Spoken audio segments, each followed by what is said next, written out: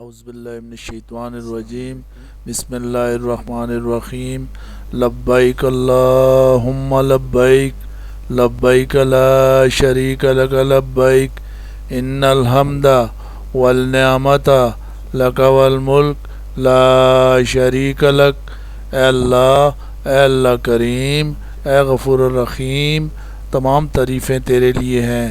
تو ہی آسمانوں اور زمین کا مالک ہے، تو ہی عزت دینے والا اور تو ہی معاف فرمانے والا ہے۔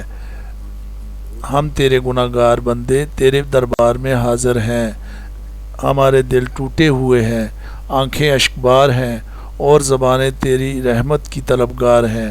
یا اللہ کریم، ہمیں اپنی رحمت کے سائے میں جگہ عطا فرما۔ اے اللہ، خانہ کعبہ کی عظمت کے صدقے ہماری حاضری قبول فرما۔ ہمیں ایسا حج نصیب فرما جو تیری بارگاہ میں مقبول ہو، ایسی توبہ عطا فرما جس کے بعد ہم کبھی گناہوں کی طرف نہ لوٹیں، اور ایسی زندگی عطا فرما جو تیرے احکامات کے مطابق ہو۔ یا اللہ کریم، جب ہم بیت اللہ کو دیکھیں تو ہمارے دلوں کو نور ایمان سے بھر دے۔ طواف کے ہر چکر کے ساتھ ہمارے گناہوں کو معاف فرما۔ ملتزم پر مانگی گئی دعاؤں کو قبول فرما۔ آب زمزم کے ہر قطرے کو ہمارے لیے شفا، رحمت اور برکت بنا دے۔ اے اللہ کریم، عرفات کے میدان میں کھڑے ہر حاجی کی دعا قبول فرما۔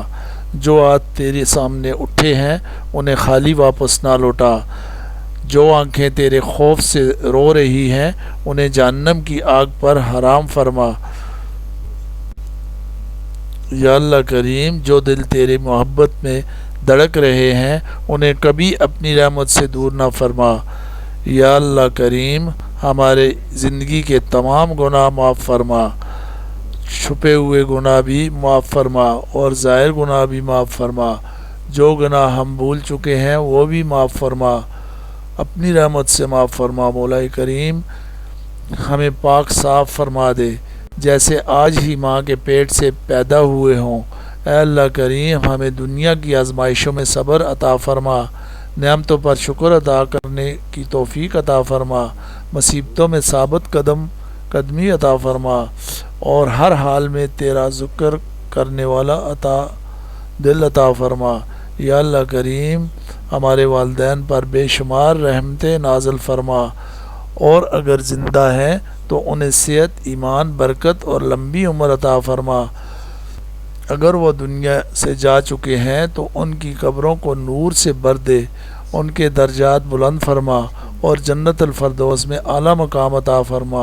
اے اللہ کریم، ہمارے گھروں میں سکون پیدا فرما، میاں بیوی کے درمیان محبت پیدا فرما، اولاد کو نیک، صالح، دیندار اور والدین کا فرمانبردار بنا دے۔